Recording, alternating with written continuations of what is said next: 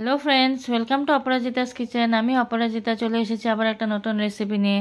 আজকে আপনাদের বানিয়ে দেখাবো অনুষ্ঠান বাড়ির মতন ঝুরি আলু ভাজা, যেটা বড়রা এবং ছোটরা দুজনেই খুবই খেতে পছন্দ করে। তো আসুন দেখি এটা বানানোর জন্য কি কি লাগছে।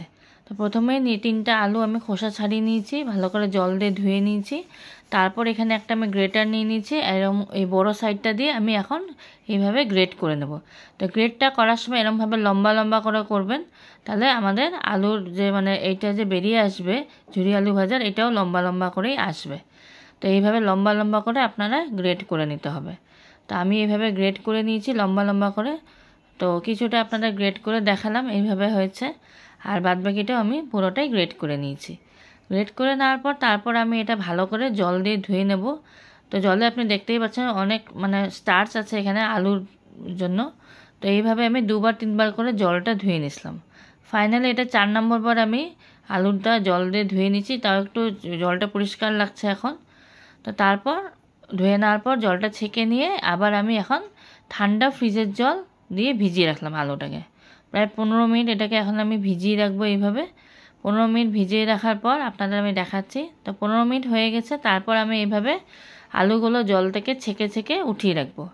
জলটাকে চিপে পুরো চিপে নেবো, জলটাকে চিপে আমি এইভাবে রাখবো। তো এইভাবে পুরো প্রসেসটা আমি করে নিয়েছি।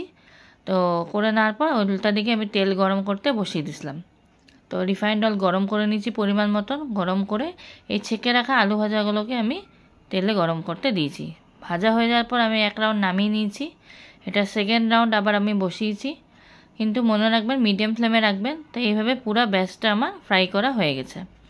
তো পুরো ব্যাচটা ফ্রাই করা হয়ে যাওয়ার পর কয়েকটা লাল বাদাম আমি ভেজে নিলাম। এটা দিলে যাতে আরও টেস্ট হয় ওই জন্য দিলাম। আর দিয়েছি হলো কয়েকটা কারি পাতা। তো ঝুরি আলু ভাজা আজকে রেডি। তো লাস্টে দেব হলো একটু নুন। নুনটা আপনারা দেবেন পরিমাণ মতন, যতটুকু খান সেই হিসাবে দেবেন। তো আজকে আপনারা দেখতেই পাচ্ছেন কতটা ক্রিস্পি হয়েছে আমার এই ঝুরি আলু ভাজাটা। এটা হাত দিয়ে চিপলে বোঝা যাচ্ছে খুবই ক্রিস্পি হয়েছে। তো এইভাবে আপনারা অবশ্যই বাড়িতে বানান। লাইক করবেন, আর যদি ভালো লেগে থাকে অবশ্যই একটা কমেন্ট করবেন কেমন লাগলো। আর যারা নতুন দেখছো অবশ্যই সাবস্ক্রাইব করো, আর পাশে বেল আইকনটা প্রেস করে দিও সব নোটিফিকেশনস পাওয়ার জন্য। আজকের জন্য ধন্যবাদ।